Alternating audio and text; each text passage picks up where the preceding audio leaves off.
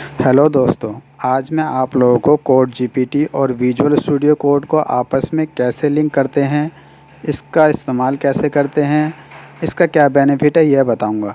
इसके इस्तेमाल से आप अपने कोडिंग एक्सपीरियंस को नेक्स्ट लेवल पर ले जा सकते हैं। वैसे तो चैट जीपीटी से भी आप अपने कोडिंग एक्सपीरियंस को इंक्रीज कर सकते हैं, पर आपको अपने कोड को लिखने के लिए बार बार विंडो स्विच करनी पड़ेगी।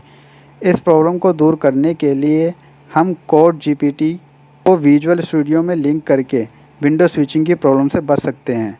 तो चलिए शुरू करते हैं बिना किसी देरी के।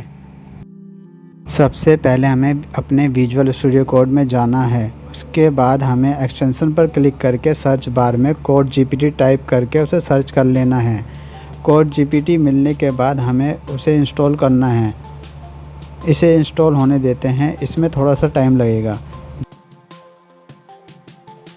जैसे ही आपका कोड जीपीटी इंस्टॉल हो जाएगा, आपको Ctrl+Shift+P की को एक साथ दबाना है, जिससे हमारा एडिटर कमांड खुल जाएगा। एडिटर कमांड में हमें कोड जीपीटी सेट एपीआई की पर क्लिक करना है। एपीआई की के लिए हमें अपने ओपन एआई अकाउंट में जाकर क्रिएट न्यू सीक्रेट की या फिर आपके पास अपनी सीक्रेट की होनी चाहिए, उसको कॉपी करके वापस विजुअल स्टूडियो कोड में आकर पेस्ट करके एंटर हिट करना है। रीलोड करके अपनी एपीआई की को सेट कर लेना है।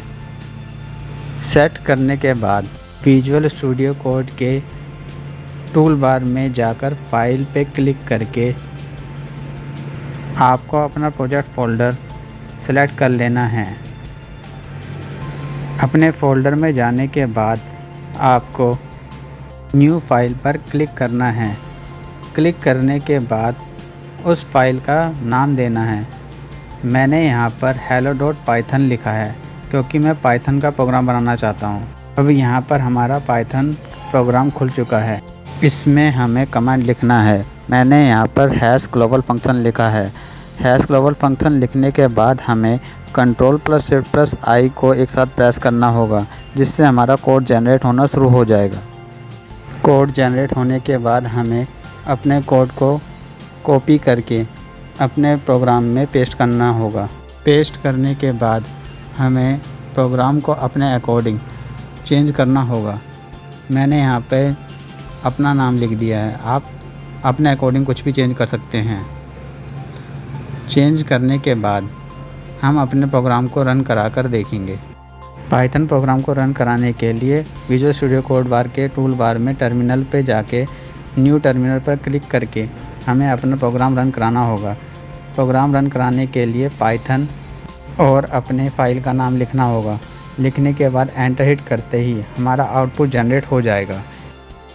ये रहा मेरे पाइथन प्रोग्राम का आउटपुट।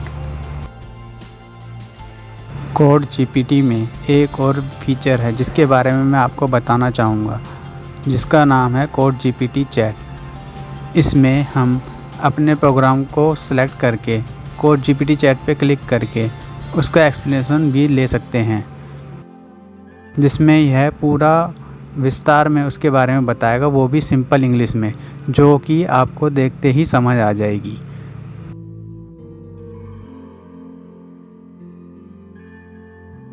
कोड जीपीटी का इस्तेमाल करके मैंने कुछ प्रोग्रामिंग लैंग्वेज पर इसको देखा है और यह बिल्कुल ठीक से काम कर रहा है। उनके स्क्रीनशॉट कुछ इस प्रकार हैं, आप खुद देखें। और